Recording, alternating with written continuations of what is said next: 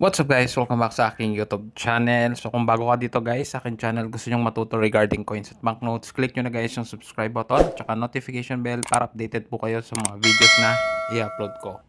So ngayon guys, pag-usapan natin itong mga foreign coins. So itong mga ito guys is mga nabili ko. At the same time guys, mga sukli po sa mga biyahe namin sa iba't ibang bansa. So kaya po ito yung tinapik ko ngayon guys kasi dito sa probinsya po namin guys, yung mga iba't ibang foreign coins. So hindi naman po lahat is pinapalitan pa rin po.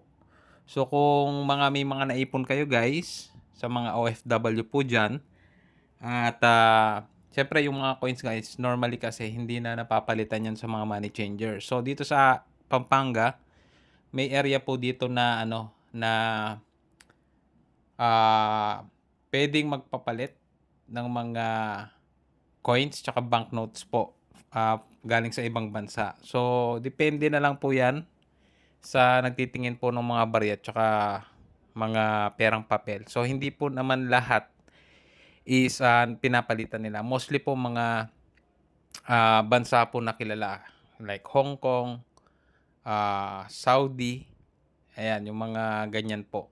So, yung last time kasi guys, nagdala ko dun ng mga mostly mga Saudi Riyal po na mga coin. So, mga nabili ko po yon sa mga per kilo na foreign coin. So, dinala ko po dun.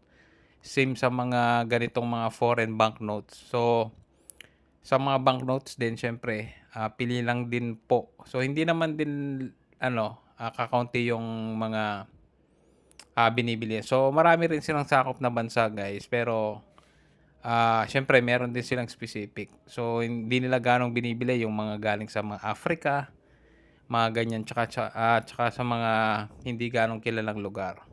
So, yung mga Southeast Asia siyempre 'yan. Tapos siyempre yung mga,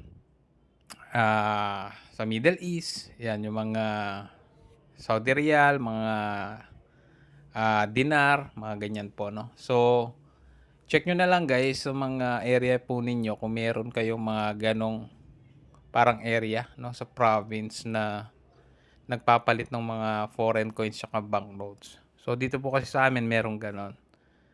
Kasi, mostly talaga pagka mga coins is hindi na gaanong pinapalitan sa money changer. Tsaka kahit yung mga guys, yung mga, banknotes po na minsan may konting punit or, may sulat ganyan. Medyo maselan kasi siyempre sa mga money changer. So, unlike dun sa mga area na gaya po dito sa Pampanga is pinapalitan po nila. Pero siyempre hindi po gano'n same sa mga sa kanilang, exchange rate 'no. Siyempre medyo mababa. Pero siyempre kung naipon niyo naman po 'yan or hindi niyo naman maipapalit sa mga money changer, so goods na rin po 'no. So yun lang guys, shinare ko lang itong mga foreign na banknotes tsaka foreign na coins na puwede nating ipapalit 'yan sa mga area 'no, kung meron po diyan sa inyo na mga rin kayo kasi yun guys, mga bumibili ng mga ginto, mga relo, mga ganyan. So, check nyo na lang guys kung meron sa inyo ding mga gano'n. So, yun lang guys. Muli, maraming salamat sa panonood.